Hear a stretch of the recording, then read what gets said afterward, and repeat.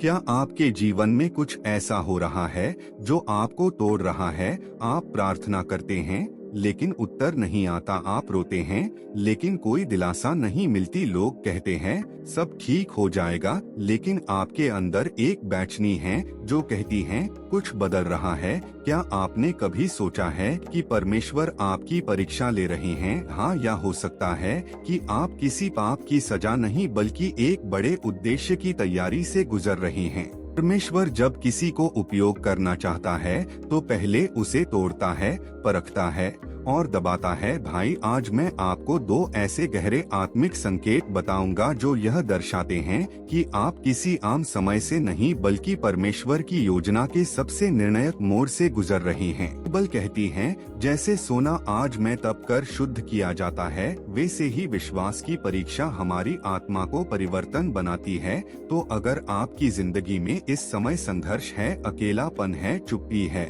और अंदर एक आवाज है जो कहते हैं प्रभु तू कहाँ है, तो रुकिए और इस वीडियो को अंत तक देखना।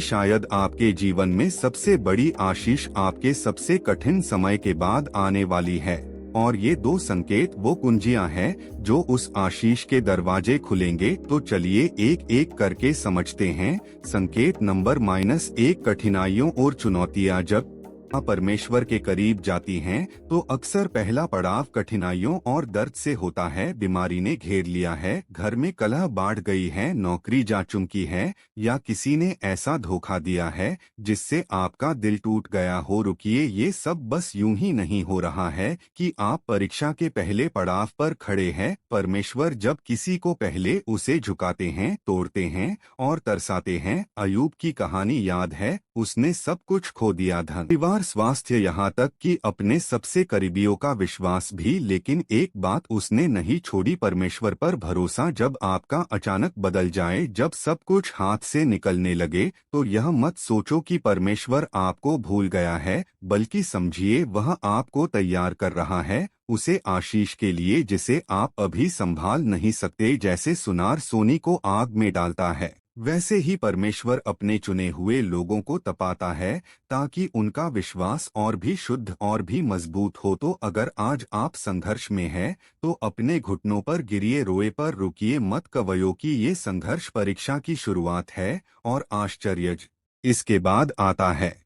संकेत नंबर 2, परेशानी और चिंता। भया, आप इन दिनों में बेचैन है, रात को सोने जाते हैं तो नींद नहीं आती, मन में अनजाना डर है, भविष्य का, परिवार का, पैसे का। तो सुनिए भाई, यह सिर्फ मानसिक तनाव नहीं, ये आत्मा की गहराई से उठती हुई चेतावनी भी हो सकती है। परीक्षा शुरू हो चुकी है, क्योंकि जब परमेश्वर आपको अपने सबसे पवित्र मार्गों पर चलाना चाहते हैं तो वो पहले आपसे यह सवाल करता है, बया तू सिर्फ आशीषों के लिए मुझे चाहता है या तू तूफान में भी मुझसे चिपका रहेगा?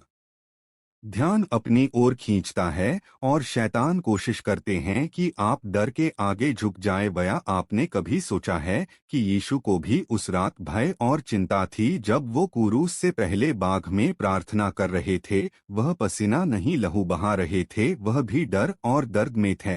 लेकिन मेरी नहीं तेरी इच्छा पूरी हो। भाई, जब आपकी चिंताएं इतनी गहरी हो कि आपके आंसू भी छिपने लगे, तो याद रखना ये चिंता नहीं, परमेश्वर तुम्हारी परीक्षा ले रहे हैं। हार मत मानना और परमेश्वर पर भरोसा रखना, वह तुम्हारी परेशानियों को दूर